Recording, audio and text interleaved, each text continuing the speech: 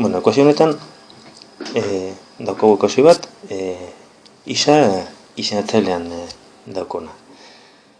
Kasu hauetan, bidertu behar dugu ekuazioaren atal biak bider izenatzaileen MKT-a. Kasu honetan, MKT da bien biderkaketa.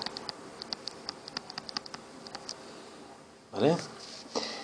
Batzuk nahi izango duzue, x karratuken 36 aldugu ipini. Garatuta biderkadura berezi hori, ez zaizu komeni. Gero, garatzen baduzue, simplifikatzerakoan igual, ez duzu ikusiko ondo zein dan simplifikatu behar da.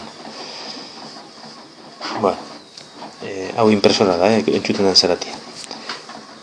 Orain, bidertuko dugu bider MKT.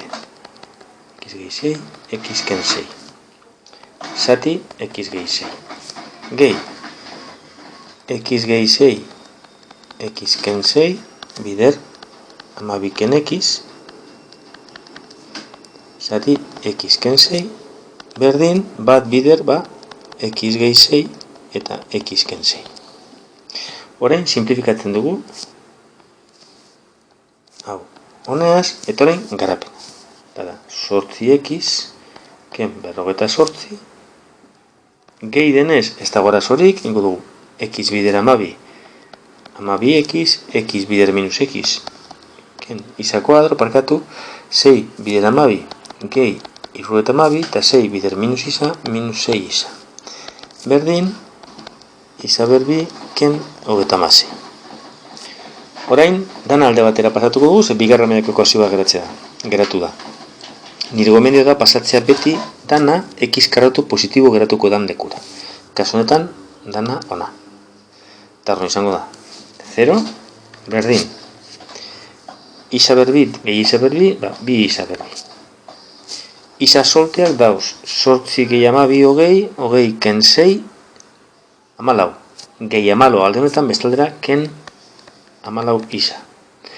Eta zenbakiak minus 48 gehi 72 eta gehi 24. Bestaldera ken 24. Ken 36, ken 60. Vale? Ekuazio hau aldugu simplifikatu zati bi osorik. Eta geratuko da, isa berbi, ken 7 isa, ken 30, berdin 0. Eta orain, X askatuko dugu. Isa parkatu. 7 plus minus, erro, 7 berbi, ken 4, bider bat, bider minus 30, zati, bi bider bat. Hau da, 7 plus minus, erro, 49, gehi, gehi, 120, zati bi. Hau da, 169, erroa 13.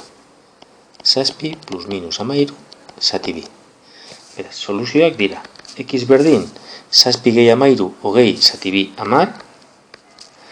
Eta X ken 13, minus 6, zati bi, minus 3. Gogoratu, biak egiaztatu behar ditugula. Nun? Hemengo ekuazioan. Vale?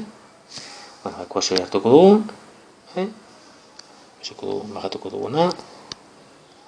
Ez dakit ondo duten, bai. Bueno, orduan. Ortestuko dugu, bai, X-a, isa, izatzailetan, bietan. Eta nahiko da, 0 ez izatia, ez batean ez bestian, soluzio hori baliogarri izateko. Kasu honetan, biak dira baliogarriak. Zehatxik, idatziko dugu ez, biak dira baliogarriak, izen da zailetan ordezterakoan ez duelako 0 ematen, beraz biak dira baliogarriak.